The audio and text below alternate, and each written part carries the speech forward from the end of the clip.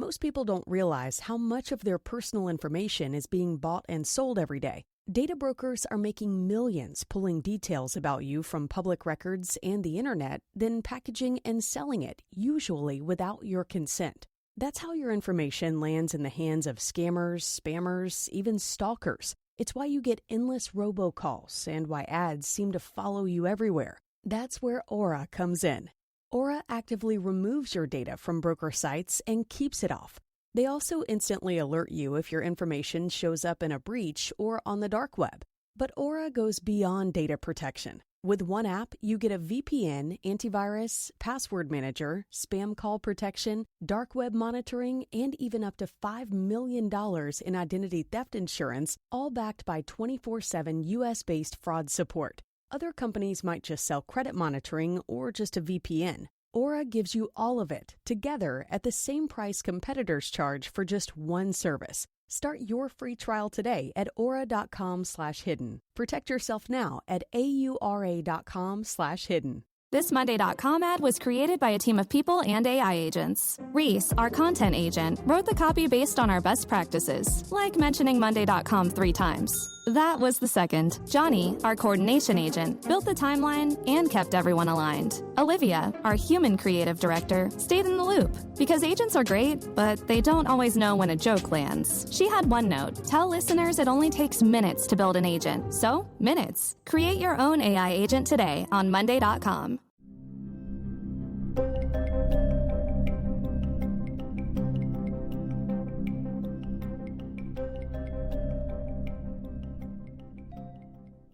Welcome back to the Secret Passage podcast. I'm Dana Vespoli. And I'm Gen X Jacky. Today we are talking about the absolutely bizarre murder of Travis Alexander by Jodi Arias. This occurred in 2008, and it absolutely captured the public's imagination. Often compared to Fatal Attraction, it was described as real-life Fatal Attraction by many a news headline because it had lurid aspects of a Hollywood thriller. Attractive people, sex, deceit, all kinds of stuff, and then an absolutely violent murder. So Travis Alexander, who was the victim in this case, he was a handsome, charismatic young man born in 1977 in Riverside, California. He had a really, really, really rough childhood. He and his siblings were severely abused and neglected. Eventually, they were rescued by their grandparents when Travis was 11. So it was a long time to be enduring those circumstances. There was a lot of drug addiction as well as physical abuse. His grandmother was a devout Mormon. And so when Travis and his siblings were rescued by her, they immediately entered into the LDS Church and the Mormon faith, which provided for Travis a lot of structure and stability, which, of course, he had lacked thus far. So he became incredibly grateful and thankful to the faith, and he went far with it. He did a mission and everything. I mean, the guy was all about the Church of Latter-day Saints, and he became a prominent member of the faith and relocated to Mesa, Arizona, in part because that has a very strong Mormon community there. He was incredibly ambitious. He became a top-tier salesman and motivational speaker for prepaid legal services, which I guess is sort of like an MLM type situation, but he rose up really high in that system. And he really wanted to have a stable life, get married. He had a great house, was making good money, and just wanted to get married, have a bunch of kids, and just continue on this path that he believed saved him from, really dire circumstances as a kid. Meanwhile, in Salinas, California, Jodi Arias was born and raised in a relatively stable middle class upbringing, but she had a lot of disagreements with her parents. Nothing major that I could find. She ended up dropping out of high school and later on got her GED. She was friendly. She was described by acquaintances as a sort of chameleon because she would alter her personality and her interests and appearance based on whoever she was dating.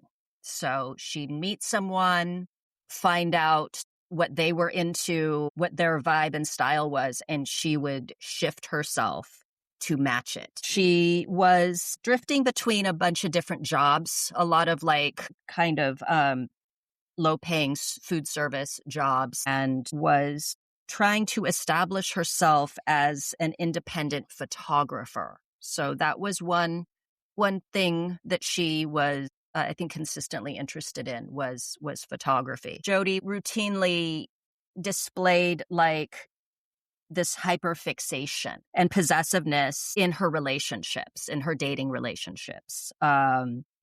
Like an obsessiveness almost, which of course ends badly after she meets and begins dating Travis. September of 2006, Travis ventured to Las Vegas for a prepaid legal services convention, sort of like this big event, and they would do recruiting. And it was during this time that Jodi was there as well. She was trying to figure out what she wanted to do work-wise and decided to go to this convention where she was recruited. Some friends of Travis's happened to meet Jodi, and they were very taken with her. And she was pretty and seemed ambitious and nice. And they thought, oh, she's great. You know, we're going to recruit her, but also let's introduce her to Travis, who's single.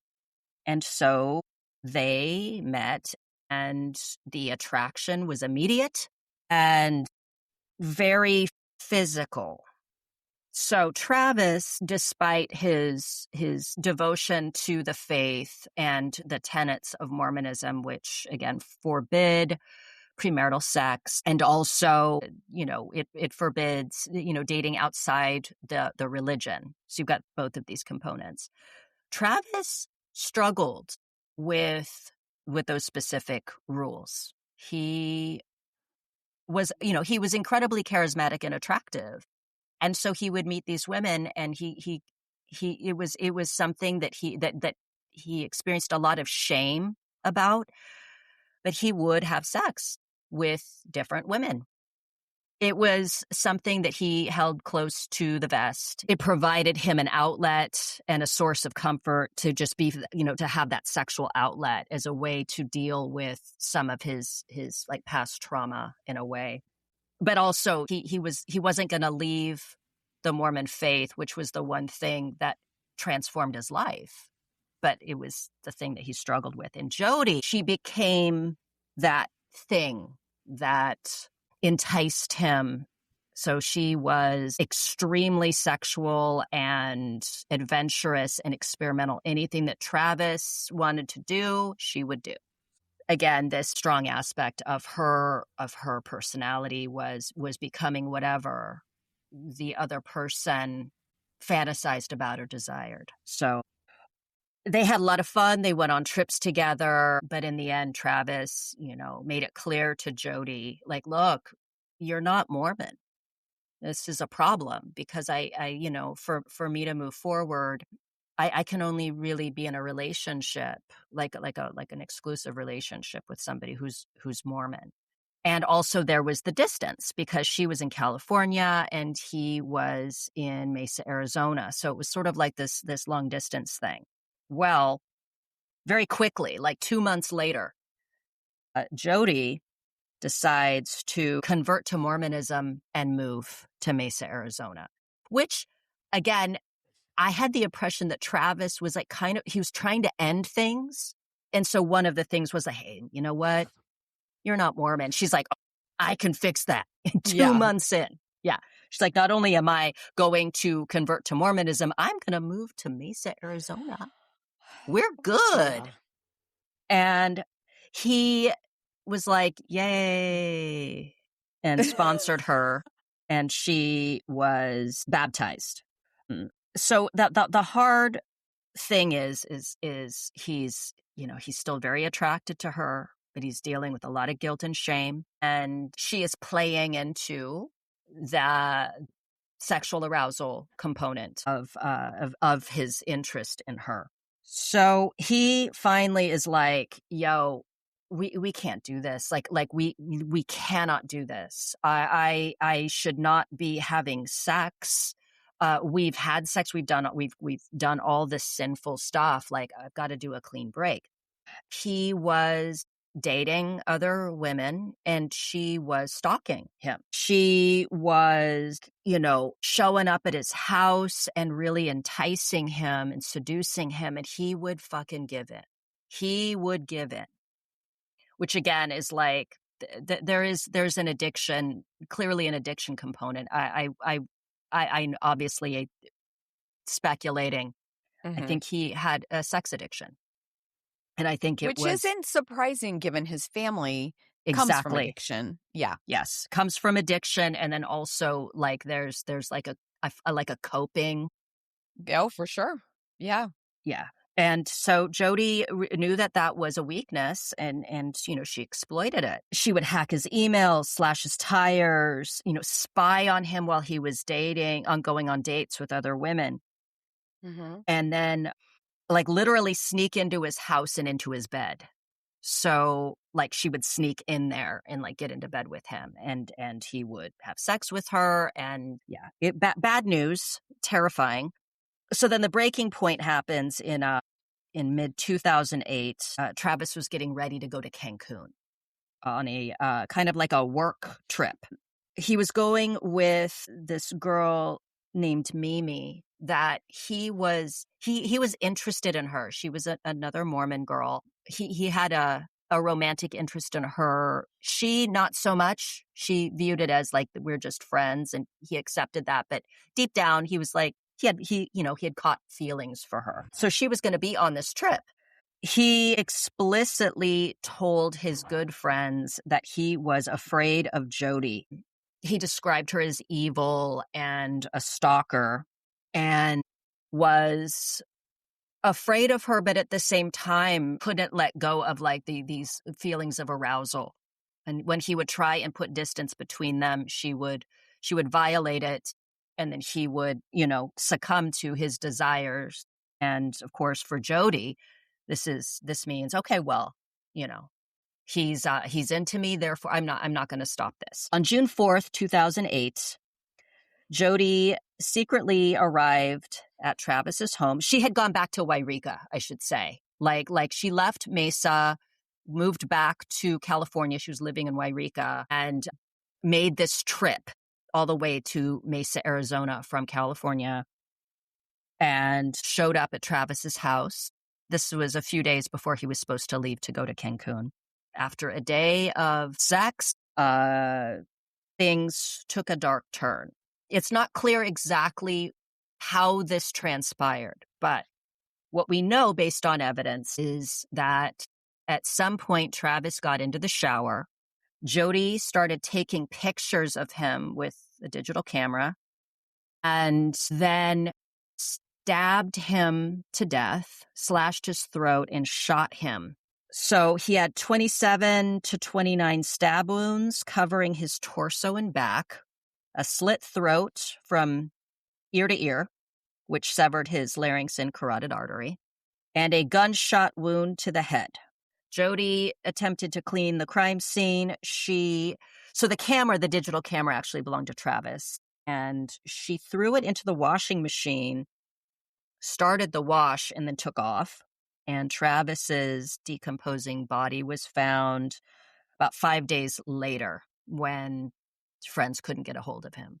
So the weirdest part is he had roommates in this house. And I mean, he had his own room that had a bathroom in his room, and of course he'd like lock his door or whatever for privacy. But like,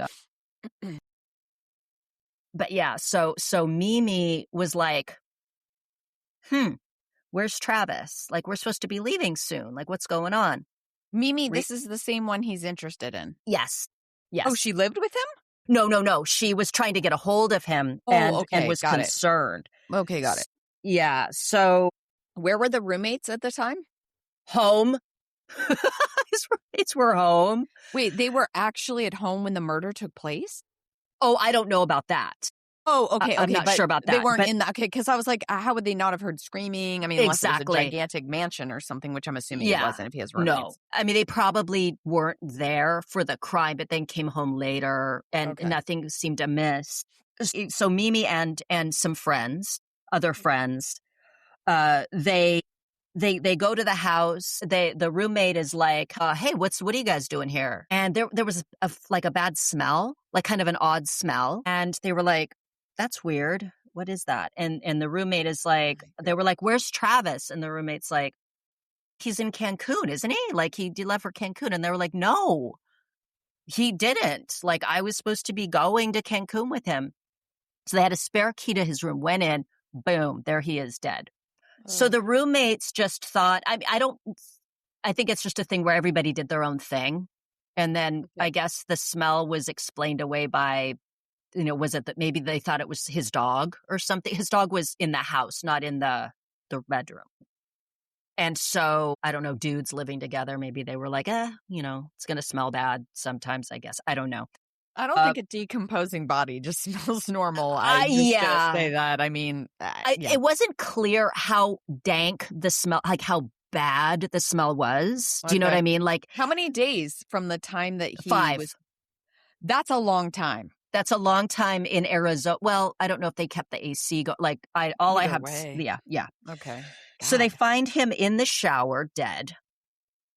And the bathroom and Travis's room covered in blood. And of course they call the police. And Dave, who was one of his friends and his business partner, was just like, dude, he didn't have any known enemies. There was nothing wrong in his life. They didn't understand how something like this would happen. So the Maricopa County Deputy Attorney Juan Martinez looked at the scene and he was like, okay, there's definitely some weird shit here. Like someone clearly tried to clean up the mess and they find the digital camera in the washing machine and they're like, okay, we need to see if there's any way, because clearly that's not normal. We need to see what's on here. If there's any way that the labs can pull images off of this, maybe we'll find some answers. So they start questioning Travis's friends, and the friends, many of them were like, okay, if anybody was going to hurt Travis, it would be Jodi Arias. So they question Jodi, and Jodi comes up with this whole thing like, we did used to date, but I broke things off, but we stayed friends. And I was actually traveling during that time when he died. Like I went from California to Utah and, Travis was kind of annoyed that I wasn't going to be stopping in Arizona to visit, but I had to go to Utah. And so she's giving this whole story and describes how she got real tired. So she pulled over and slept in her car. And she goes, I'm not above sleeping in my car. I slept in my car for several hours because I was tired, and then I kept driving. So Esteban Flores was the lead detective, and he's sitting there listening to her. It's amazing. When you see her being interrogated, she is cool as a motherfucking cucumber. Yeah. Right? Which says everything. Yes. You hear her and you believe her. Esteban Flores is I'm trying to make sense here. So you drove from California to Utah. She goes, yeah, actually, can I draw you a map? I'll show you the way that I went. And so she's drawing it out and everything, which she sounds so believable. And then she explains how she pulled over, she slept in her car, and then she continued on. And he's like, okay, so even with this, that still leaves X amount of hours. You could theoretically have gone all the way to Arizona. There's a lot of time unaccounted for. Mm-hmm. And also I should add, had bleach blonde hair for the length of time that she was seeing Travis. clear up until she leaves Travis's. She arrives at her next destination with dark hair. So she transformed. They're able to pull images from the digital camera, and you can see Travis essentially being murdered via the camera. Like, pictures are taken. It's really weird because I'm trying to understand. We'll never get a straight answer out of Jodi Arias, who like has changed her story many, many, many times. But how you go from taking like almost erotic pictures of Travis, because you see some of them and it looks like he's aware that his picture's being taken and he's like being kind of sexy in them. Like, you know, he's like the water's cascading down his body, and then suddenly violence. How much time progressed between that? I mean, he was murdered in the shower, so it couldn't have been hours. But I mean, like, was it 20 minutes? I'm not clear, like how far, like there's her like taking the pictures of him in the shower where everything seems okay, and then suddenly it's not. So the camera dropped. Yeah, like the camera dropped. So what you see is blood. You see his body. You see her pants. Like it's clear that it's this girl's body, this woman's body, and so you see like outline of her. Is it taking automatically, or it seems like it is? It seems like bizarre.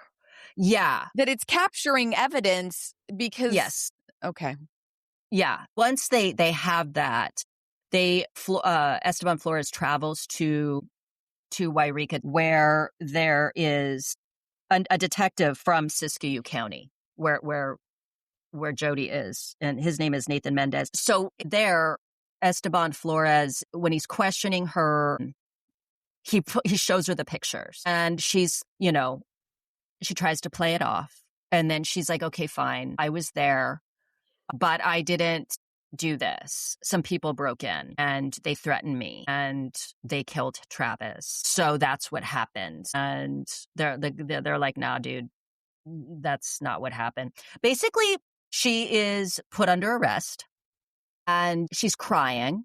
And then as soon as the detective leaves the room momentarily, she stops crying.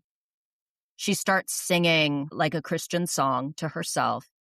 And then she does a headstand. And then when they come back in, she asks if before she is taken to booking, if she can, like, you know, fix her makeup and just try to look a little bit more presentable. And Esteban Flores is like, he's having none of this shit. He's like, no, you're going to go as you are. And then her story changes later. And she says that, in fact, she was a victim of domestic violence and that Travis was just this menacing, controlling, horrible person, and that essentially the murder was in self-defense. She insists to this day that she is a victim and that everything that happened to her was self-defense. I mean, everything that happened was self-defense. So, yeah. So the murder happens June 4th. Just a quick timeline. It happens very quickly. July 15th, she's arrested, and the trial begins in 2013. The trial goes on for a while, January 2nd, 2013 to May 8th, 2013, and then sentencing April 13th of 2015. It's a long process. She was convicted of first-degree murder, and she was sentenced to life without the possibility of parole. But the trial was wild, and the media coverage was wild. So that's the overview of the case. What are your thoughts, Jackie? Oh my God. You know, the one thing about this case that stood out to me just as a therapist was that anyone would. So I had to look this up because I thought to myself, just all of the things that we know about Jodi just from watching Dayline media, trial things, is that she appeared to be a pathological liar. She appeared to be a narcissist. You know, these things are not necessarily diagnosed. But there were 2 diagnoses made during the trial, the bipolar disorder, which again, I want to preface this by saying there's so many people out there with BPD and they don't commit violent crimes. In fact, most people with BPD do not. Yeah. And then that was disputed. But then the second thing was that there was another woman that's confirmed the domestic violence by Travis, like somebody on the stand did.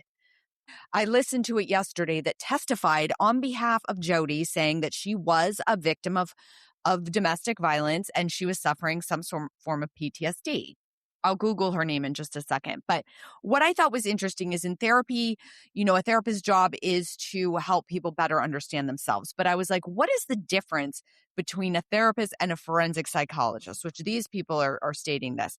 And they said that they're trying to answer a legal or diagnostic question as objectively as possible, which means they're trained to approach the person's statements with curiosity, not automatic acceptance or automatic skepticism, which I found interesting considering the fact that as objectively as humanly possible, you know, using things like testing, because I said, you know, in my mind, I'm like, Jodi lies all the time.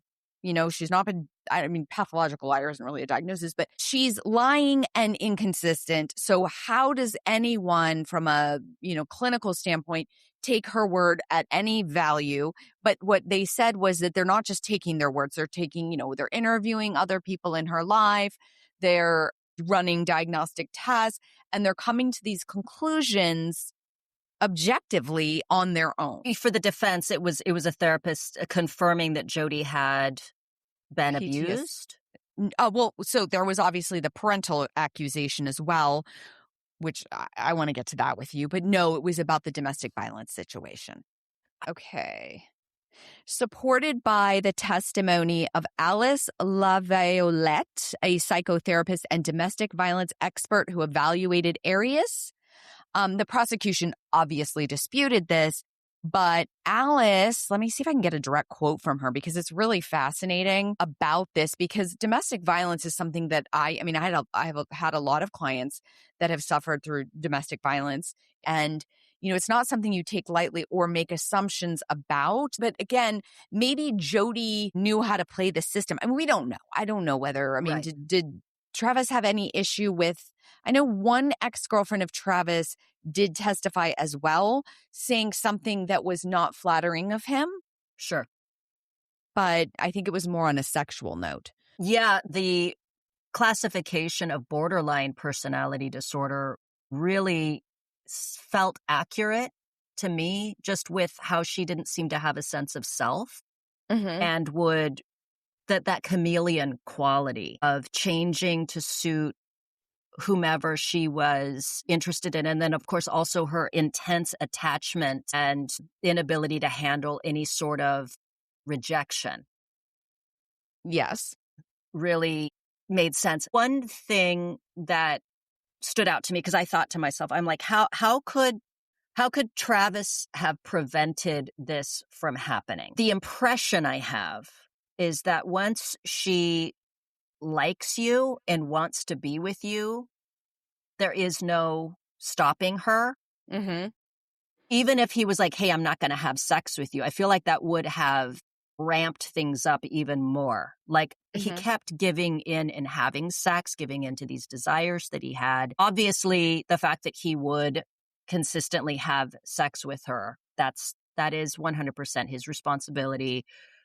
He could have gotten a restraining order. There's a lot of things. She seems like the kind of person who would defy a restraining order. I think that she has to be the one to end it for you to be able to move on with your life. Like, she ended a 4-year relationship right after meeting Travis because she wanted to be with Travis. She had been in a relationship with 4 years. She fucking threw that shit out to pasture and moved on. And that guy testified on her behalf at the trial. Her ex. He said that, you know, he didn't notice these bizarre behaviors, or, I mean, he was kind of coming to her defense. I know. Yeah. Yeah. Yeah. That's, I mean, that that happens. There was something, I mean, who knows? I mean, it could be that she fixated on Travis because, I mean,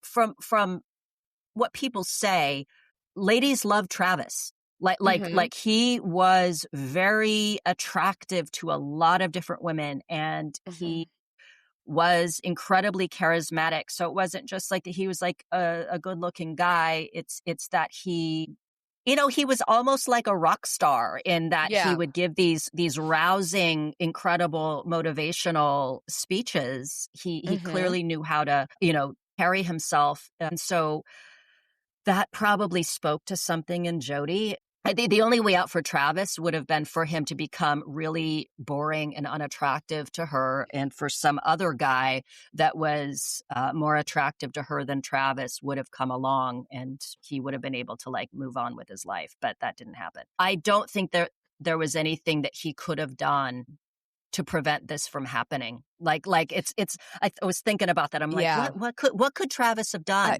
No, nothing. I don't think anything. And the one thing I do want to touch on is, I'm going to just read this really quickly. Sure. So Alice LaViolette, she basically said, she described Arias as credible, explaining that her lies, because she's lying all the time, were a mechanism to hide a worse truth, and highlighted how shame keeps victims trapped in relationships. She also mentioned that friends warned Arias to leave, as she believed evidence showed an escalation of abuse from Travis. Now, again, I'm not saying that there's any, but what's fascinating to me is that Jodi does have an ability, and I'm not saying that, that this didn't happen. We don't know. This is alleged by a liar, but it doesn't mean that the liar always lies.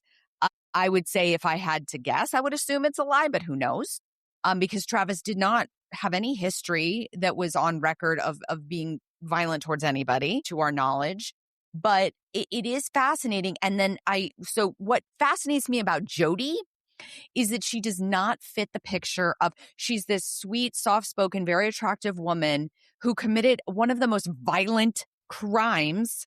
And it's just so counter. And so, like, is this sweet little demure woman, I mean, is it a manipulation tactic, or is that really just, I mean, are there just two completely different sides? Like, is she truly a chameleon? And if so, who is the real Jodi? Is it the soft-spoken, sweet kind of liar? Or is it this violent, stalking, obsessed person that we are seeing? And can that exist in one person? Well, obviously it can, because we see her. But that's what's really fascinating to me about Jodi, is this duality. Yeah. And that there's no remorse. I mean, this is a guy that she wanted to be with. Yeah. And she murders him in this really gruesome, grotesque, violent way. And then it's like it never happened. And she goes and she dyes her hair. She changes. Like, that's the thing. She dyed her hair. She became somebody else. Yeah. Yes. It's chilling. Which is again, it lends itself to the idea that she is aware. It's not a insanity thing, because she knows, okay, I should dye my hair. And I mean, it's just, I don't even know what the point of dyeing the hair was beyond the chameleon. It's not like she's running from the law, was she? No. 'Cause she didn't. Yeah. No, she had an alibi. She had, so this was all premeditated. Yeah. Yeah. It really does seem premeditated. I mean, yeah. Well, here's the thing. I think that she went and had sex. This is my theory, because we'll never know exactly. But my theory is that, it was another case of going, fixating on Travis, having sex with him, hoping each time that he's going to be like, okay, fine, let's be together. Something was said. Something was said that ticked her off in this direction. I don't know if it's like he's on his way to the shower. They're continuing their thing. Maybe he said a triggering something that triggered like this thing in her where she recognized that it wasn't going to work out. That this and so then she loses her mind. So I don't know if it was he's in the shower and maybe they're having a conversation as he's showering. She's taking pictures. He's like getting into it. And then he's like, look, this is all fine and good, but this is it. It's not happening. And somehow she believed him this time. So I don't know what he said. Right. Something where she believed that it's done. Maybe the Cancun trip. Maybe he's like, I'm going to Cancun with a girl that I'm in love with and I want to marry her and I'm going to propose to her. I don't know. Maybe he said something about going to Cancun and it clicked with her that like, I'm losing him. Yeah. I don't lose. This is no. And then she lost it. She just fucking goes bananas and murders him. And then she cleans everything up to the best of her ability, leaves. And then she's like, okay, now that he's gone, I'm going to become a different person.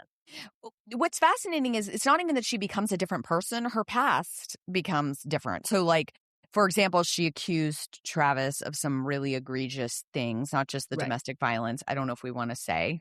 Oh, that he was like a pedophile. Yes, which there's zero evidence. And given his sexual proclivity, I would say that seems extremely surprising because of his interest in Jodi and, potential sexual drive / possible addiction. Right. But then also, and this is what I want to ask you, is that she accused her own friggin' parents of abuse.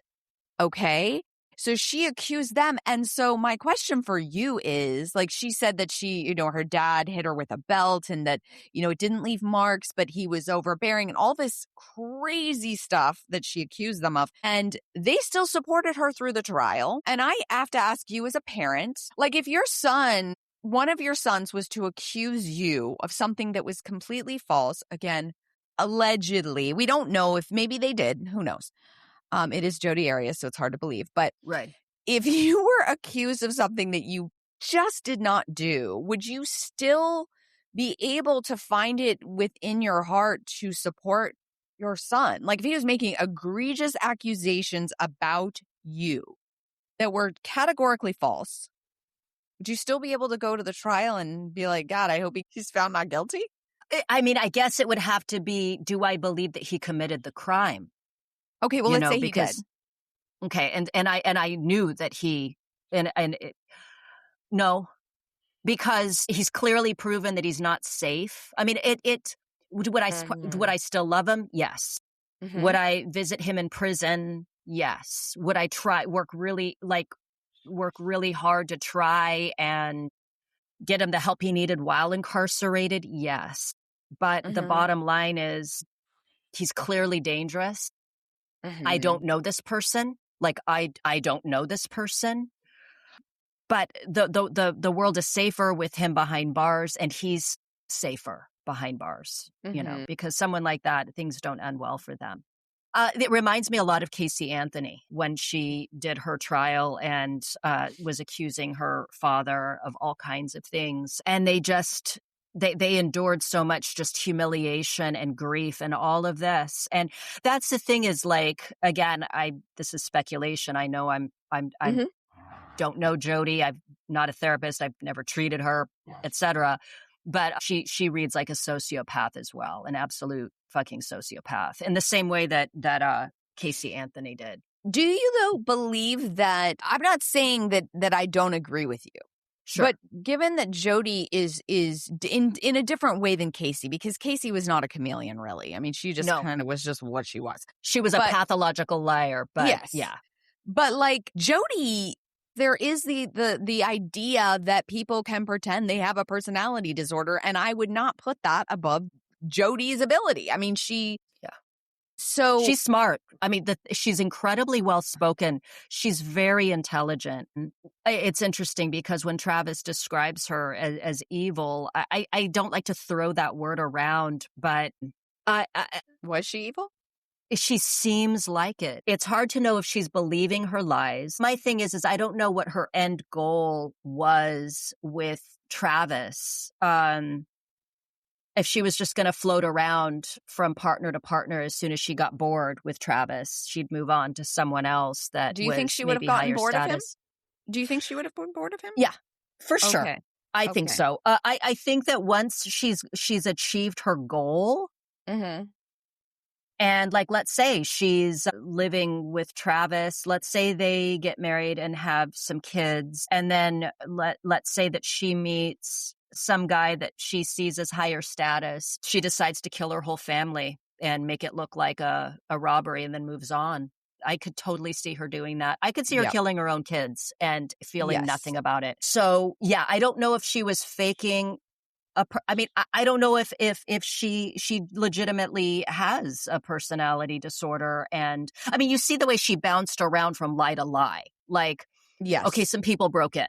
Okay, which one is it, Jodi? Do you have like, you know, a personality disorder, battered women syndrome, or did these people break in? Like, she would go when something didn't work, she'd switch to the next thing. So it was like these people broke in and they murdered him and they threatened me.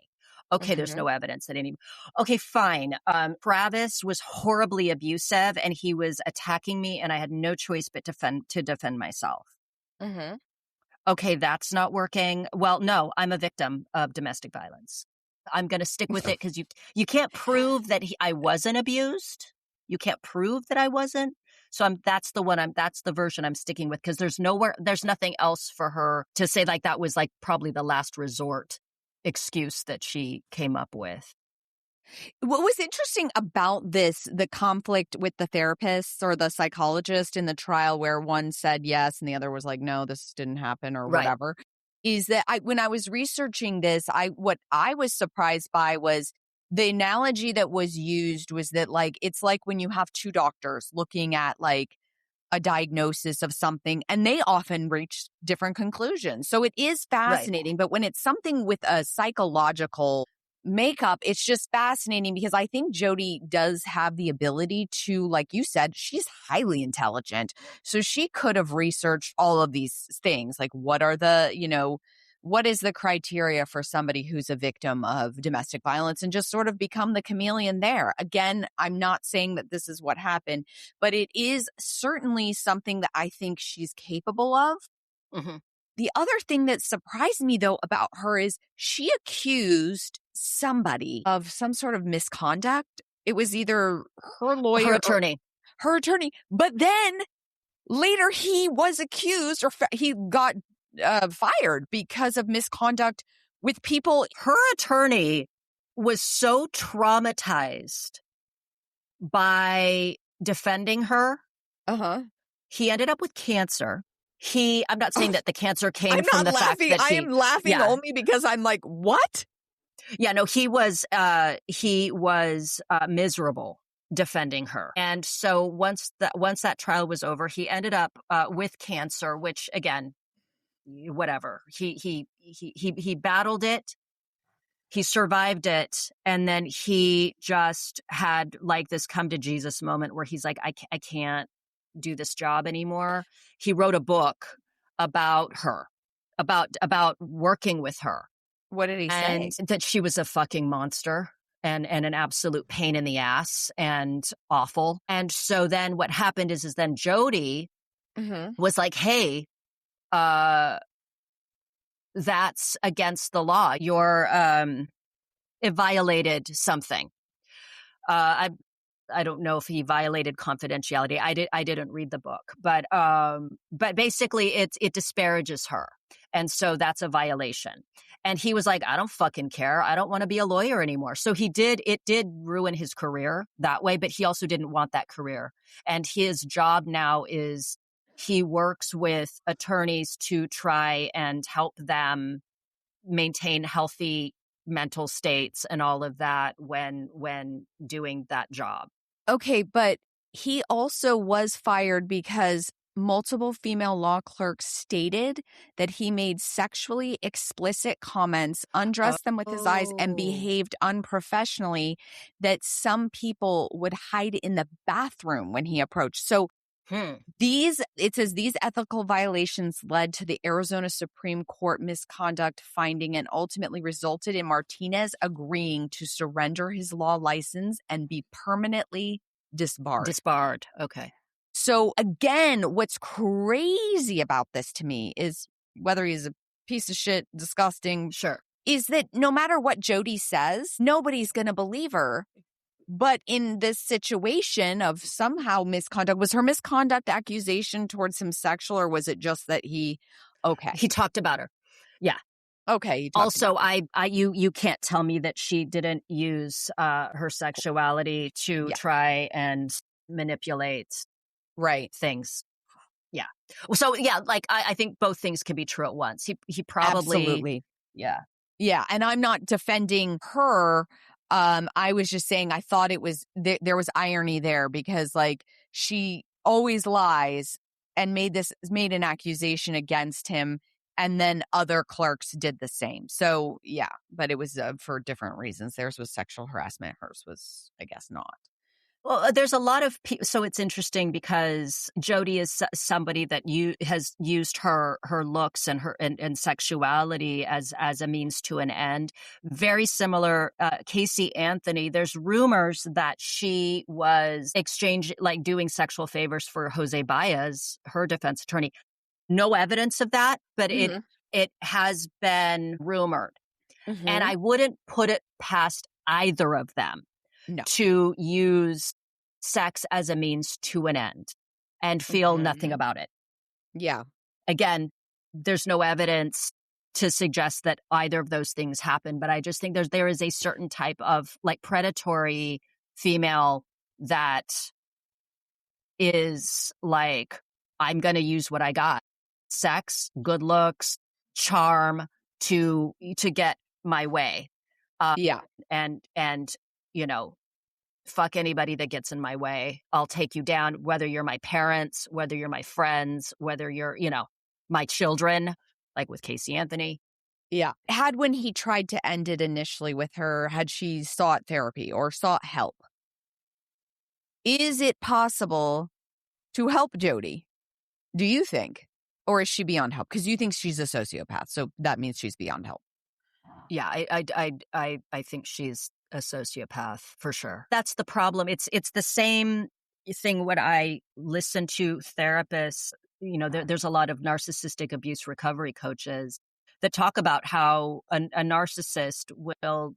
It's the nature of the disorder. So like sociopathy, NPD, all of those. The nature of it is that you don't believe that you are, or that you. It's a function of the disorder that you simply don't believe that you have the disorder. Mm-hmm. I know there's workarounds. There's people that there's this one interesting guy. Well, he's a psychopath, but he was interviewed. I can't remember what his name was, but he describes like understanding how to function in the world without empathy. Like recognizing it's something that he doesn't have, but he's not out to hurt anybody. So not all sociopaths and not all psychopaths are dangerous. Yeah. What's interesting is if she always got her way, if she spent her whole life always getting her way, I don't think that she would have killed anybody. Yeah. But the problem is that rage, that like you don't get through life without enduring rejection. Correct. And when she was met with a rejection that she recognized as final and insurmountable, she went crazy. I don't know where that rage comes from. I don't know if she was abused. It doesn't seem like it. There's not a lot of information about her background. I mean, again, this is what makes this, podcast so fascinating to me is that like we don't know. I mean, there could have been horrific abuse. And then would we be more empathetic to her had that been the case? Would you be? I'm empathetic about the fact that she endured abuse, but not to the point where I would say, like, let's give her a free pass. I mean, it's always helpful as a way to understand how things happen. Yeah. Because then you can think, okay, well, if somebody grows up, in a better situation with better circumstances, does that mean then that there's a chance that they wouldn't have ended up doing what they did? So like if Jodi was horribly abused, then we can wonder like, oh, okay, maybe she's this way because of that. The terrifying thing is it doesn't seem as though that's the case. Mm-hmm. And I feel like if it was the case, we would have heard so much about it and people would have been coming to her defense. In the same way with Lyle and the Menendez brothers. Mm-hmm. They had relatives coming to their defense saying, no, Kitty and Jose were absolute fucking monsters. Mm-hmm. And this is why the Menendez brothers did what they did. Of course they were traumatized. Of course all of that. Like they had relatives, like aunts and uncles coming to their defense. So I feel like if Jodi was horribly abused to the point that it would have fundamentally changed her in the way that she interacted with people and her romantic relationships, and then ultimately what happened with Travis, I feel like there would have been some people that would have been able to come and speak on her behalf, and that didn't happen. Yeah. So at this point, with what information that's been made available that we know about, terrifyingly, she had a very ordinary upbringing and was constantly in conflict with her parents. It's interesting because she's so intelligent, but then just had like a series of dead-end jobs. Yeah. You know what I mean? And just never really applied herself. Mm-hmm. It's interesting because she's clearly capable of so much more, but it seemed like what she wanted for herself was somebody to control. Someone to control and somebody to provide. And actually, considering how successful Travis was, that there were many reasons for him to be such an ideal mark for her. What's interesting about her parents, too, was that I know that the death penalty was on the table. It was an option. And she wanted it initially. She said, please put me out of my misery. I just don't want to live, suffering like this. But then eventually she came around and then said no, because she wouldn't want to inflict that kind of suffering on her parents. This comes right after she accused her parents of horrific abuse. So it is just, the whole thing is fascinating to me about the family dynamic. I was going to say, too, about this whole thing about her potentially being a victim of domestic violence and that it was kept under wraps due to shame. And then you see her take the stand, which shocked everyone. She took the stand and she was on the stand for like a month, basically. Yeah, they said it was like one of the longest times that a witness that somebody accused had been on the stand. Because they let the jury ask questions. Did you know that? She loved it. Oh, I bet she did. Of course. It's performative. She loved it. Yeah, she loved the attention. She loved the audio stuff with her sext talk messages with Travis were played. So you hear her like orgasming, you hear him talking dirty. And that's where like he's a, pedophile, because he says something about like that she sounds like a 12-year-old girl or something like that. He said something that I think was just right in the heat of the moment. It's not like he's trying to say, pretend you're. Yeah, he's not saying, let's pretend like you're a 12-year-old girl. He's saying these things. I think some of it is just to be outrageous, because I think he would go to these places and she goes, oh, you make me feel so dirty. Like she's saying all this. Yeah. This shit is being played and the jury is just sitting there. Like you just see some old people in the jury box and they're just like looking like, and I'm like, she's getting off on this. She is getting off on this. What do you think she's getting from that? I mean, aside from just the rapt attention, I think she's, I think the recognition that there's a lot being kind of broadcast out to the public, to the general public. I mean, she had to know that she was being described as this sort of seductress, vampy, wild, just like hot chick that's, standing trial, that she had defenders out there. I think it was she was getting off on being like a superstar, basically, and I think there's a sadistic bent as well. I think she enjoys making people uncomfortable. Yes. I think she just likes having any kind of a reaction from somebody, whether it's arousal or surprise or shock or discomfort. It's having an effect on people. And, you know, she's supremely confident. That's why she took the stand. She absolutely had that arrogance about her. Jodi had 4 siblings. 4. What? I Isn't heard that- nothing about these people. Yeah, was she the oldest, youngest, middle? Jodi was not the oldest sibling, as she had an older half-sister named Kristen. However, Jodi was the oldest child born to her parents before her 3 younger siblings were born. So in that household of the biological relation, she was the oldest, which is interesting. I know. It's interesting to think of Jodi having any sort of family, you know what I mean? She just seems like this entity in and of herself, like she always existed on her own planet, and that other people were just, you know, invited to it, I guess. Like, you know what I'm saying? It doesn't seem like she had any sort of background. That's what's fascinating. I mean, like, she is a very fascinating person to me. It's like she just materialized. Correct. Like she's materialized from nothing. She's just there. The aliens just brought her down, and then she just has always existed. Yeah. Well, that's what I had said in the message to you, that there is this like biblical component. It's just interesting, given Travis, you know, working really hard to be a man of faith, and then here comes Jodi, and she's basically Jezebel. She's the Jezebel spirit, and it's that there is that like the danger that happens when you give in to this kind of temptation, and it was like fully realized for Travis. Like it's so fascinating and bizarre, and it's so sad because this is a guy from just brutal, brutal. All the signs were pointing to him ending up in a gang, living on the streets, someone that was going to be scrounging and suffering his whole life, and he got out, and he was a devoted and faithful dude. He credited, you know, for him it was like, oh, the Mormon Church saved my life. I'm going to give back. I'm going to accomplish great things.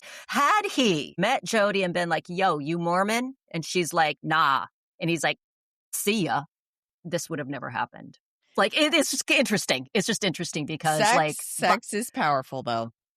And he already, prior to meeting Jodi, it was a weakness for him. It was a huge weakness for him. But I mean, had he just been like, I can't because she's not Mormon. If he had just said like, she's not Mormon, but he was already having sex with a lot of non-Mormon girls. Yeah. I will say, you know, say what you want about the Mormon religion, and my best girlfriend is a former Mormon, but they do tend to raise extremely motivated and successful people. Oh, there's no one more motivated than a Mormon. Yeah. I mean, it's absolutely incredible. And the irony is not lost on me that Jodi, of all the religions, becomes a Mormon, and that, you know, and has, but I mean, just for the sake of the chameleon aspect of it, not because there was probably any interest whatsoever in a religion where it's like, wait till you're married.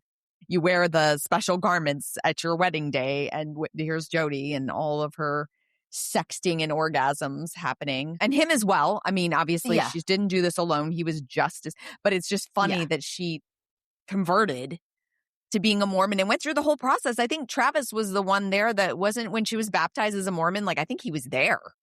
Oh yeah, he sponsored her. So it's like, God, I mean, anyway, craziness. I know. And Travis's friends too, they didn't trust her. They didn't like her. Really? So the people that set him up were they Mormons, or just people with the MLM that were like, oh, she's hot and interesting?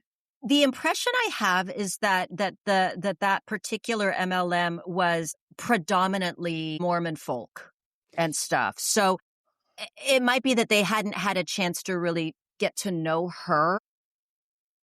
But do you think, had they gotten to know her, because her outside of a relationship might seem, I mean, I don't want to say normal because nobody's normal, but it might have seemed like, okay, she's a good potential mate? Or do you think that the craziness of Jodi Arias would be evident with her outside of a relationship? She was just single.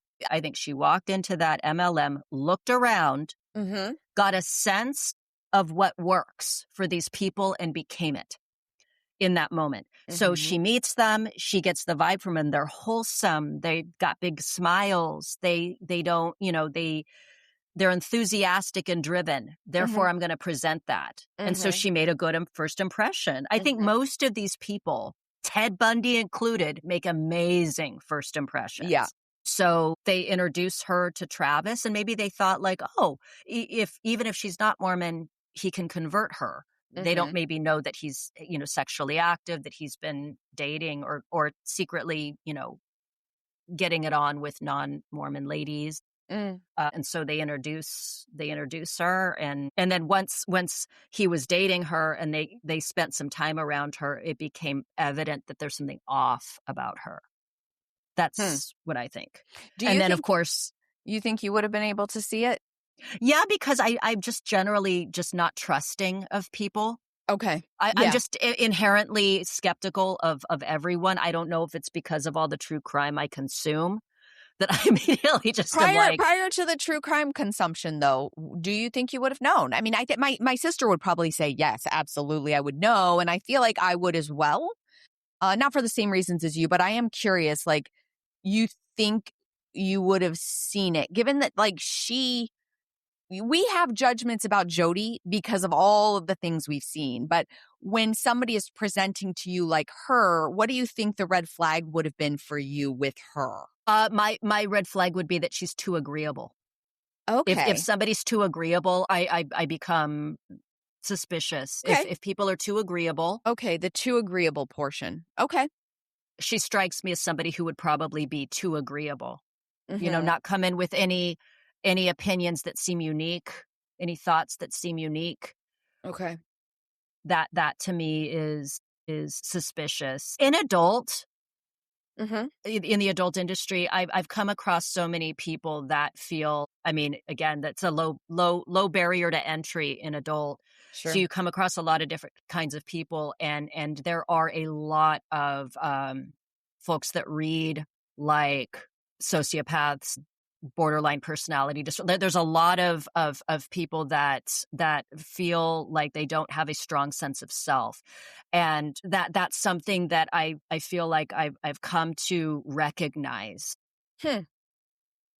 Folks that don't seem to have a strong sense of self, which she obviously did not. I feel like it would become clear if you sat her down and asked her a lot of questions. That would be an indication. Like what she says. Does it seem like she's trying to say the right thing all the time? Or is she willing to disagree with me? And so I feel like that's a sign. Who knows? Maybe she is such a fucking master that she would have, but I don't think so. I don't think so. I just want to say this, though. It is fascinating that she had a 4-year relationship and that guy had a kid. And do we assume that guy was just completely horrible at perceiving things, or was she just relatively normal with him? I hate the word normal. I hate saying that word, but like, did she present with no real clear issues with him? And 4 years is a long relationship. Was it 4 years? Did you 4 say? years? That's a really, really long time in the scope of a relationship where you would know, I mean, you're going to see signs. That no signs came up? I mean, maybe they did. He claims that she was great, but I'm just curious. So here's my thoughts. I used this example when Shannon and I did an episode on Casey Anthony. And that is that for the 3 years that Kaylee was alive, by all accounts from everyone interviewed, Casey was a good mother. She was a good mother. Kaylee was exceeding her milestones. She did not read like she had any abuse. Casey would brag about Kaylee's milestones. Oh, she's reading. Kaylee was an incredibly well-behaved child. There was none of the precociousness that you see sometimes when a kid is abused or neglected.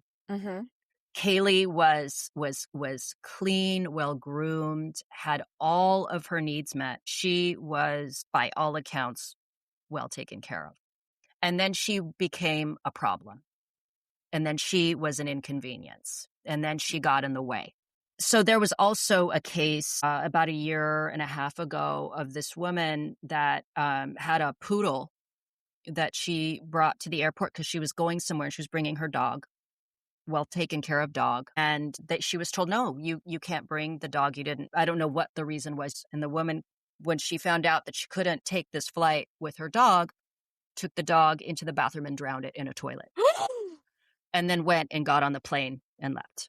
So I guess what I'm trying to say is everything's fine until it's not with someone who is a sociopath. And so that's the thing. It's these types of things happen. And it's crazy to me because had that dog been able to get on the plane with that woman, that dog would probably still be alive. As long as the dog is no longer an inconvenience, everything's fine. That woman is an inconvenience to me. Can we get rid of her? Oh, fucking asshole. I cannot handle any abuse towards animals and child abuse. I guess the point I'm trying to make is like, yeah, I'm sure that Jodi was just fine in that relationship as long as she needed that relationship.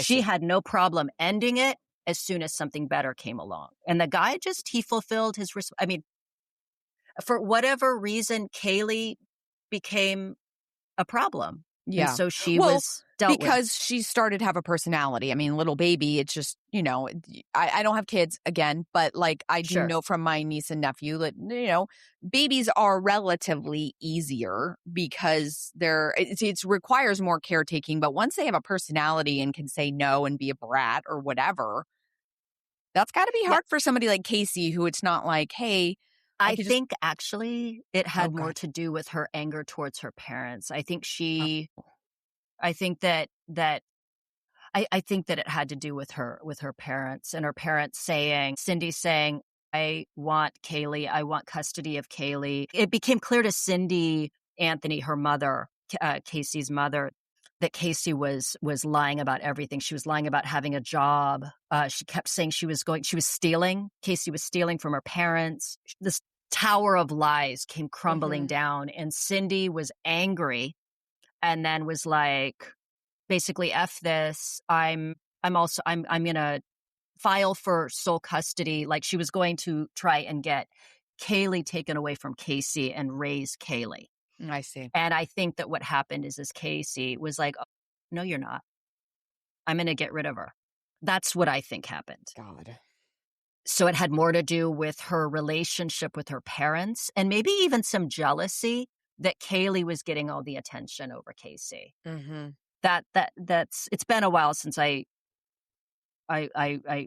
did that case, but that was the impression I had. And so similarly, I think everything's fine with Jodi as long as you stay out of her way, as long as you do everything that she needs you to do. And somehow this guy and his kid, or with his kid, managed to just fulfill all the things that Jodi needed him to. And then she moved on.